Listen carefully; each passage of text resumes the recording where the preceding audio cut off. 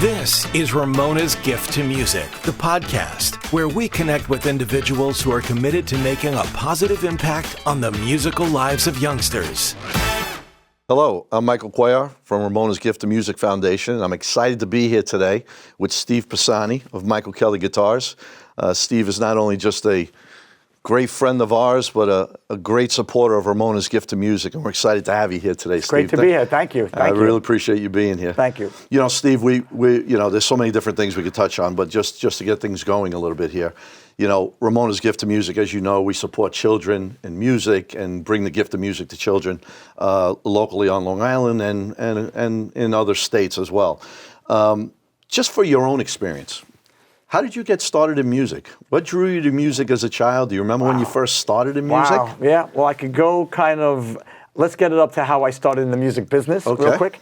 So there I was, jamming, playing, college years, and I lived in Brooklyn. Mm-hmm. So out here on Long Island, you play the beaches and the clubs here, but when I lived in Brooklyn, we played Jersey and places like that.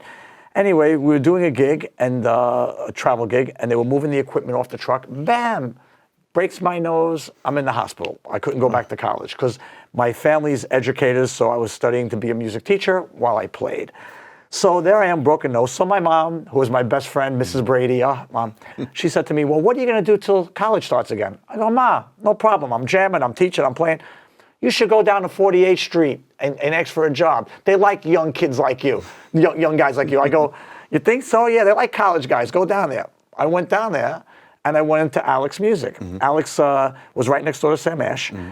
And he's an Italian fellow, you know, and I didn't know he was the owner. I go, hi, I'd like a job here. You want a job in my store? I says, yeah. He goes, what do you do? What do you do? I go, I'm a great salesman. Now, this is 1980. He goes, you're a great salesman? You selling me this a pen. So I'm showing him. He goes, I go, Van Halen uses this pen. Boston uses this pen. He goes, write your name on this paper, and where do you live? You write it.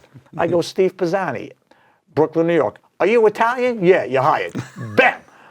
So there I am working on 48th Street. Now I'm a pretty conscientious fellow, some might say a go-getter, and I catch the attention of the Ash family right next door. Huh. So Richard Ash, who was on the block a lot back then, 48th Street was the most famous musical bunch of location for music stores in the whole world. Mm-hmm. We called it Music Row. Yeah, sure. He said, why don't you quit that hamburger stand, Alex, and come work for us?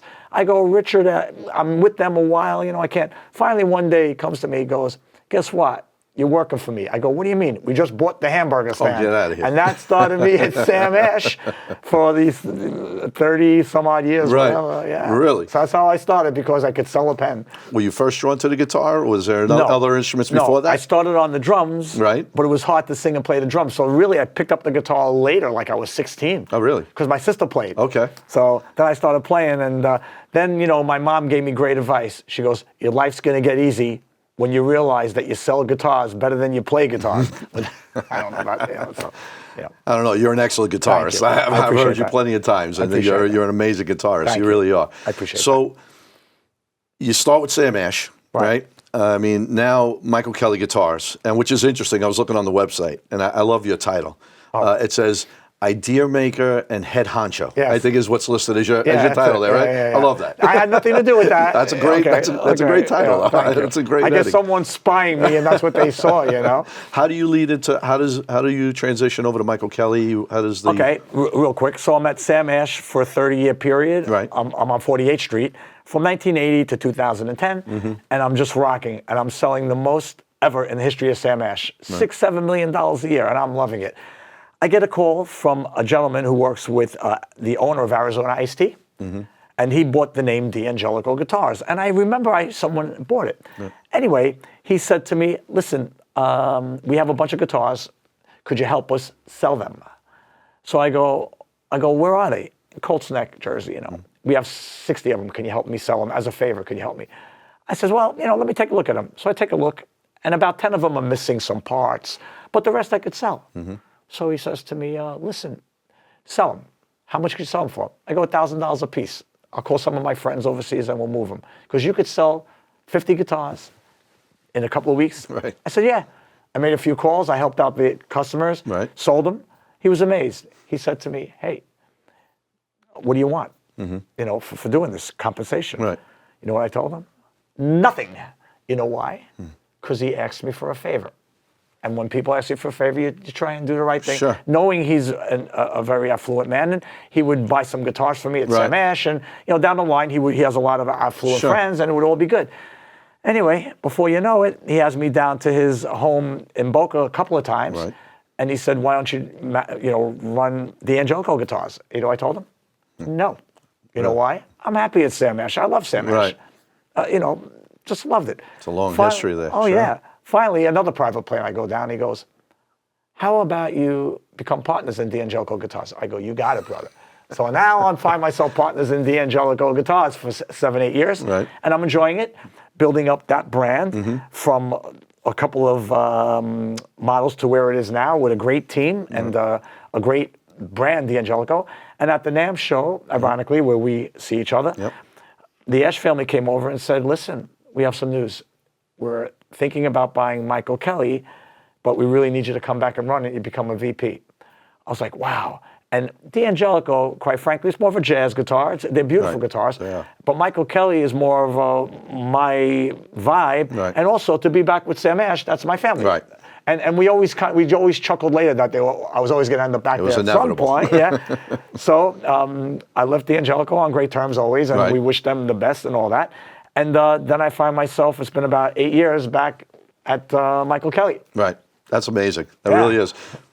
The fact that you had done the initial deal without charging, saying I'm not looking for anything. One, I think it says a lot about you. Well, in the years I know you now and seeing the way you are and the way you help others. Thank you. And you always put your best effort first before everything else. It's not about, and for me, it's not even karma or anything. It's just the right way of doing things. It is. And then people who don't do things that way, they tend to get out of my orbit, And people like us and all of our people, we do it that way. And doing it that way, believe me, good things happen, It's funny, at NAMM, you got to see you in action a little bit over there. I mean, you're a very busy man during that time, and it was an incredible experience being there.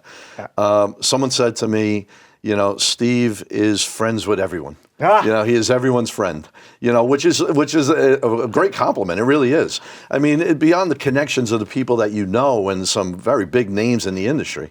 I mean, you really do have an energy about you. I appreciate that. Well, my last name is Pisani. You know what that means in Italian? Pisani means friend. Pisani. There you go, brother. So that's like it. So maybe there's a better angel than my nature. Incredibly fitting. Yeah, Pisani is friend. I was with the NAMM show with Eddie Ojeda from Twisted Sister, high-profile guy, and we're walking the show a few shows back.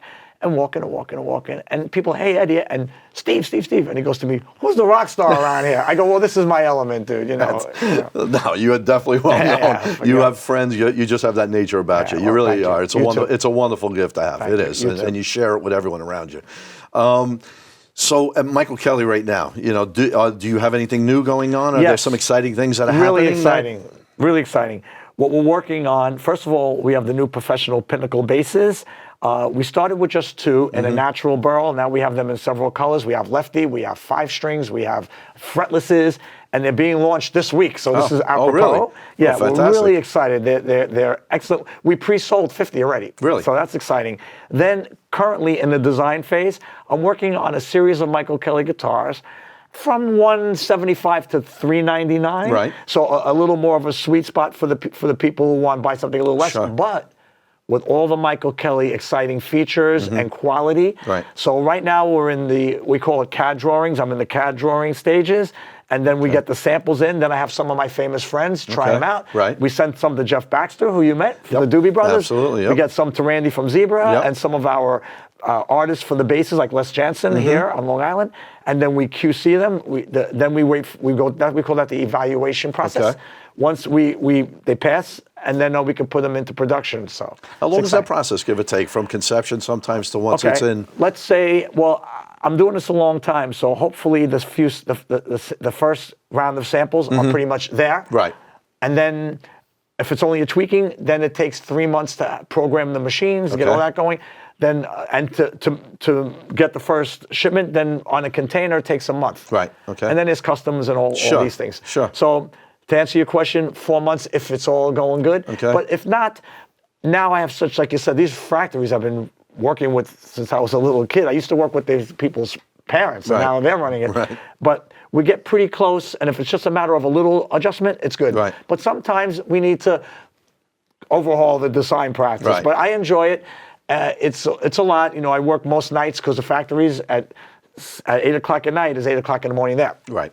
Yeah. And then when I wake up 5 o'clock in the morning, You're communicating with them in the middle of the night. I wake up at 5 and catch the factories before they close there. Sure. So we don't waste a day. Right. So, but it's fun. So when you're sending it out to testing and you're asking some of the other musicians that obviously they're coming back with some suggestions and some things they think to tweak it a little bit here and there. Unless we get Nirvana. Like, this sounds great. Right, this is it. But Randy Jackson was 12-string. We went through 3 samples. Really? Different woods, neck shape, the pickup situation, So we did a lot. And at the NAMM show, you saw a new guitar we're working on. Yep. So sometimes it's faster than others, but it's always the goal it's always going to be the best it can be. Right. Always the best. That's fantastic. Randy was fantastic. Just a wonderful person. Great. I mean, really just warm and very friendly when we met him. We're blessed to have him as one of our family members. That's fantastic. So besides, obviously, what you do with Michael Kelly and the Sam Ash history and everything else, you're a very known musician here on Long Island and beyond. Yeah. And beyond. Yeah. You have Radio Flashback. Yeah. That is your band, right? Oh, yeah. How long is Radio Flashback and the It's inception been about of that? 9 years, but the beginning was a small little local places. Okay. And then around COVID time, during COVID, like whenever there's some instability in my world, and I find that as opportunity. Right. Okay, now everything's shut down. What can we do? Right. Okay, let's put a bigger PA together. Sure. Let's do rehearsals in the garage with some distancing to work on all new harmonies. And so that was a good opportunity for us to boof. And after COVID, we hit like a sledgehammer. We're all over the place, right? right? Yeah, from Texas to Rhode Island. I was just going to say, you're not just on Long Island, obviously. I know you guys are out of state. Yeah, Rhode Island, Texas, So New what would you Hampshire, say was the biggest venue or the best venue that you really enjoyed playing at? The Wisconsin Gazebo. The Wisconsin Gazebo is a fantastic place, yes. Okay, instead of that, let's just go recently. Right. New Year's Eve. Right. We played at the Paramount in Huntington. Yep. 1,500 people there. We played with a great band, New York Bee Gees. Yep. So they had a 70s rock disco night. And it was just spectacular. Awesome. They're spectacular, man. And with us, too, with them, sure. Great night. So that was fun. Right. Yeah. And it's not fair putting you on the spot, asking you for the best venue. There's so many that you play in. They're all the best. They are. They all are great. Yeah. So, but to be at the Paramount, I have seen you there. And you've been at the Paramount a few times, right? 4. Yeah. I've seen you listed over there a few times with other groups. This was cool. The last year, we played there a while back, and then we played there last November. Right. And they said, we really like what you guys do. And then they called us during the summer. We played with a Huey Lewis tribute band. It was really good. And then they called us for New Year's Eve. Fantastic. So, 3 times in 1 year. I think it's 3 years ago, 89 North, we did our showcase over at where we show the students, and we highlight some of the students that are performing they were fantastic. that we support. And, you were gracious enough with Radio Flashback to come and play. And of course, the crowd there loved you guys and all of that, Your connection with Ramona's Gift of Music, really. I know you met John. You and John had a connection long before we even had met. And I was fortunate to meet you through there. But your connection with Ramona's Gift of Music, just in general. I mean, I guess. First of all, when you do good, it's great for the people getting it, and it's great for the brand, too. And we're very particular on who we work with. Right. And for me, of course, it's all about relationships. Right. That's what it's all about. And when we discussed what you guys do and how wonderful of an opportunity, especially for the kids, and especially what we're doing is going directly to the kids. Like, I get calls and emails on our corporate line. Daily. Oh, I can Who imagine. are they? What they are? I'm sure. Some people call up, I'm starting a charity, and guess what? My name is Michael Kelly. What could you do for me? Right. Sure. But working with you, because we work close together. And to get some of these instruments in the hands of these kids and to give them special pricing is just wonderful. Right. And we all know, especially for me growing up, having music in your home. Right. There's nothing better. No. It brings such happiness and positivity. Absolutely. So we could do a little of that. And clearly you grew up in a home full of music. Oh, yeah. Right? Yeah. Was your father also a musician? My father played a little guitar. My mom, she was an artist in another way. She was a rockette, my mother.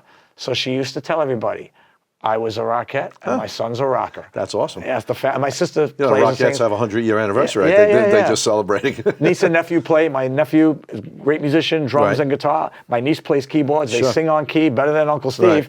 So it's the way I grew up. You know, we talk about Ramona and all that. We grew up in a house full of music, and it really does change your outlook on everything. Happiness, and positivity, family togetherness. It does so much for you, really, and you carry it beyond. Even if you don't continue in music, it sticks with you. Yeah. You know, my mother said this. Excuse me for interrupting. Yeah, no. She said when she was, sick, and but she was great. My mom, like Mrs. Brady, but she said, "Stevie, I know I'm going to heaven." I go, "How do you know that, Mom? I had a heavy metal band in my basement for 15 years. I'm going."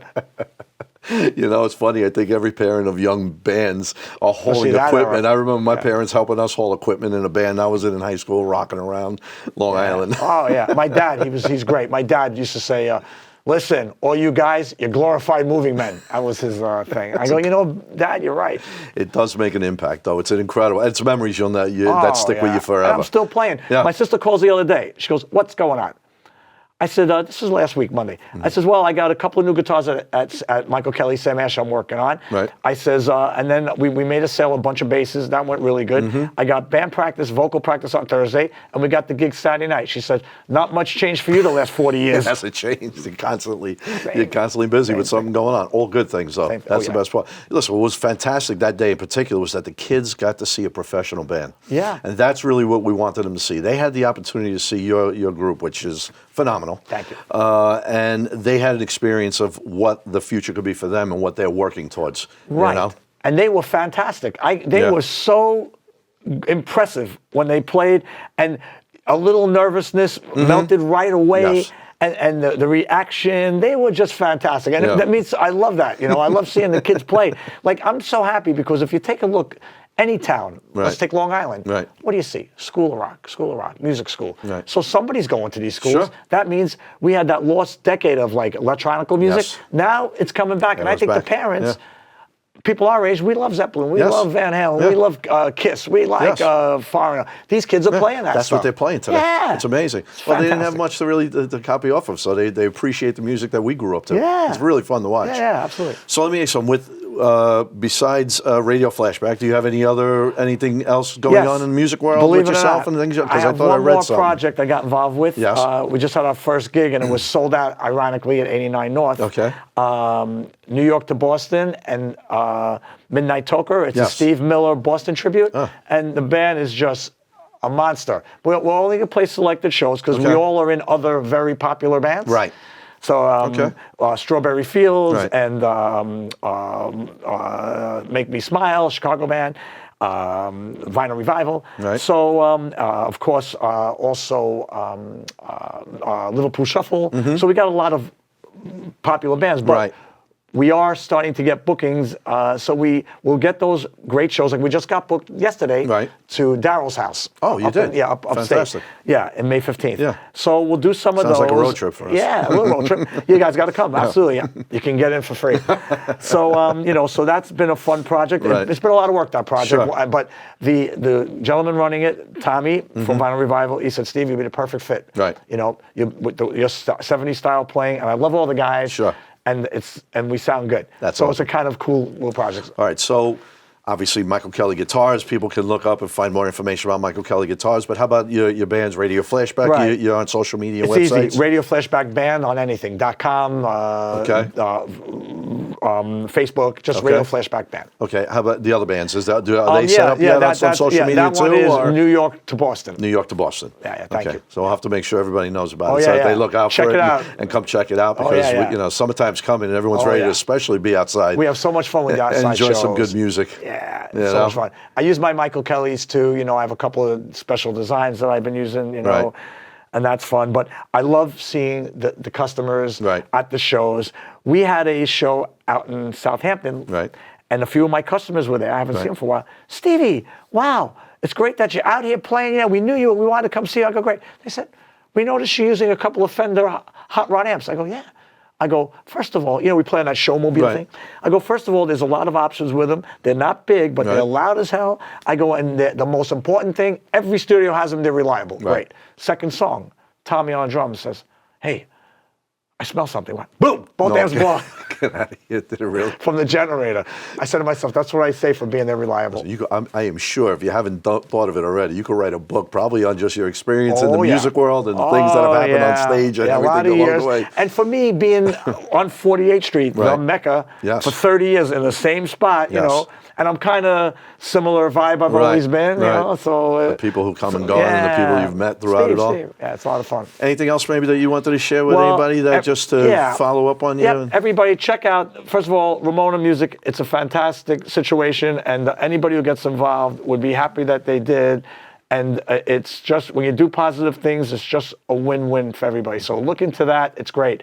Check out Michael Kelly, guitars.com. We have great new models. The website's fantastic. And also, you work with us. It's not a big corporation, and it's just a smaller operation. We tend to be very people-friendly and artist-friendly.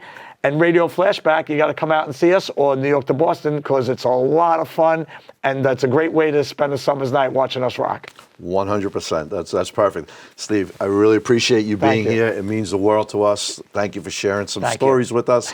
Love you. I love you too. If you'd like to learn more, a little bit more, follow Steve with the information he shared with you. And if you want to learn a little bit more about Ramona's Gift to Music, you can find us on social media at Ramona's Gift, and you can look us up on our website at rgmfoundation.org. Thanks again, Steve. Thank you. Rock on. If you've been touched by what you've learned today and would like to make a tax-deductible contribution to help further our cause, please visit rgmfoundation.org. Thank you.